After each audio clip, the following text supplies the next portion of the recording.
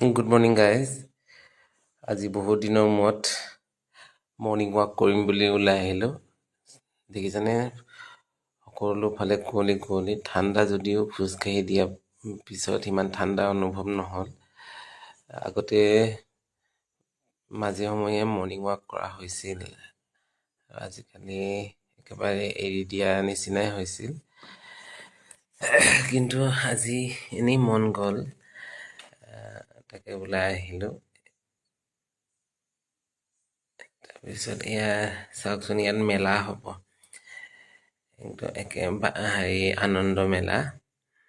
ইয়াত নাম কিবা নেতাজী মেলা চাগে, প্ৰায় এমাহ ধৰি হ'ব। ইয়াতে প্ৰথমে এতিয়া দোকান চোকানবিলাক বনাইছে, তাৰপিছত তেতিয়া ইভিনিং ৱাক কৰাই হ'ব মেলা চাই চাই। আৰু খোজ কঢ়াটো মানুহৰ বাবে খুব উপযোগী। ডক্তৰৰ পৰামৰ্শ দিয়ে ৰাতিপুৱা খোজকাঢ়িলে মানুহৰ মন স্বাস্থ্য সকলো সুস্থ হৈ থাকে, নিৰোগী হৈ থাকে। চেষ্টা কৰিম মাজে সময়ে খোজকাঢ়িবলৈ, কিমান দূৰ পাৰোঁ। ধন্যবাদ।